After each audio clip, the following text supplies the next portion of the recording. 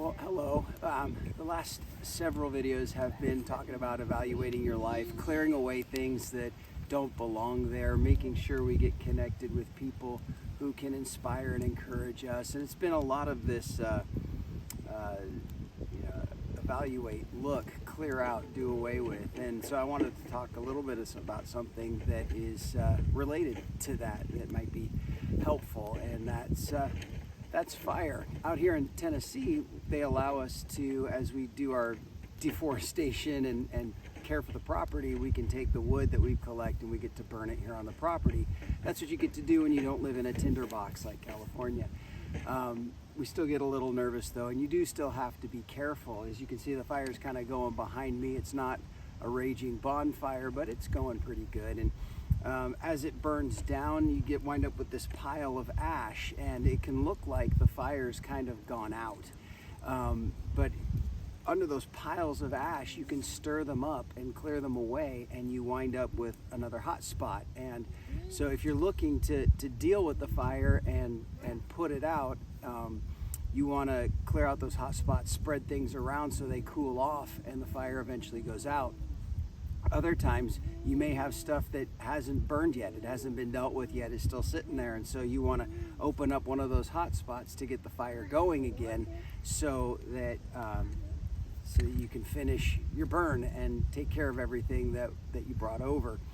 Now, as those last couple of times I've been doing this, Lord just kind of showed me how He works in my life, and called to mind this idea of fire. Now, fire is often used in the church.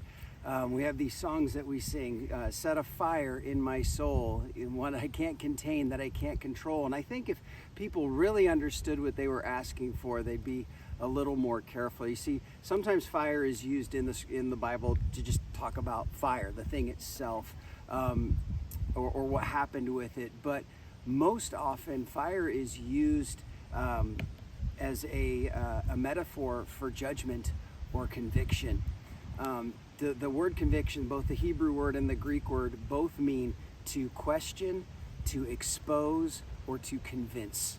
So when we have something in our life that doesn't belong there, God exposes it for what it is. He assures us of the nature of that thing and calls it into question. Why is this there? What are we going to do about it?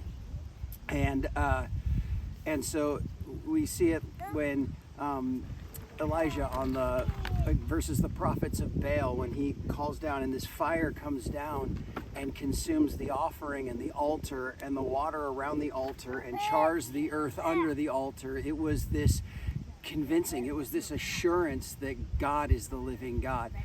Jeremiah talks about a fire in my bones, which often gets referred to when we're talking about, a fire within us. But what Jeremiah is talking about was if God gives me a word to prophesy and I don't want to do it, and I said I'm not speaking the word of the Lord anymore, that word would be like a fire in my bones. It would be like this conviction, this burning assurance that He needs to speak that word.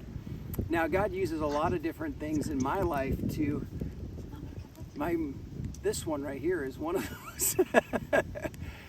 God shows me a lot of areas in my life where I need to work through my little dude, and there he comes. And so this one can be a fire in my bones sometimes, or in my life, as God is showing me areas where I get impatient, or I get, where I'm tried and I am tested. This is the one.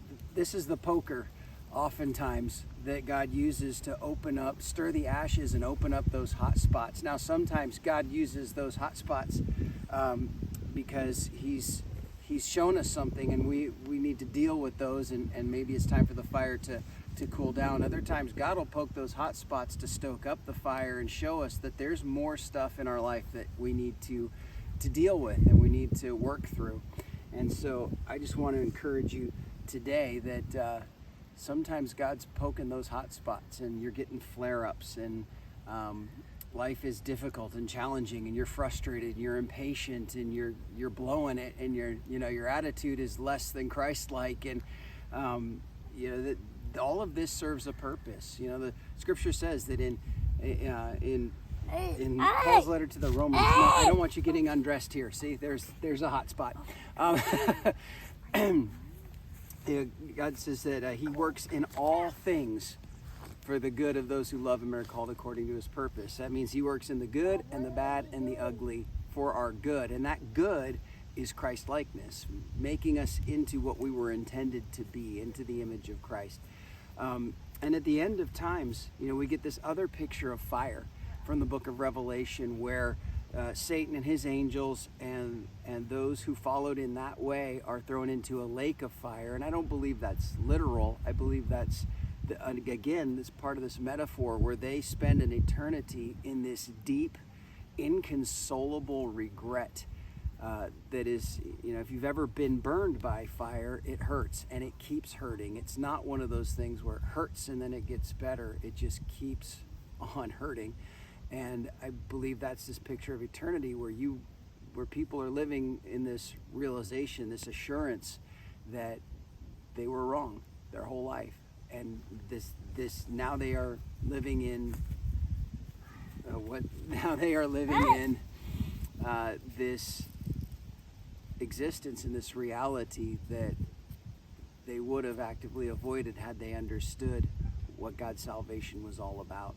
So I just want to encourage you to respond to God's conviction. It serves a purpose. It serves a very good purpose, not just here and now, but in later. And I think in the next video, I was working on some pens. We got our chicken coop and we got a couple of pigs.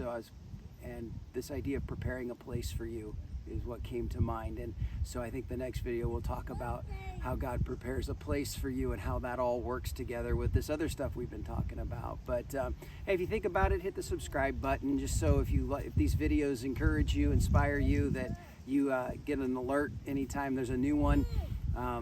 Give a like, give a share if this was helpful to you, and maybe it'll encourage somebody else. But thank you for being here on this journey with our crazy hot mess family. And you know, look for God, look for the gospel in your everyday life, because it's everywhere, absolutely everywhere. Have a wonderful day.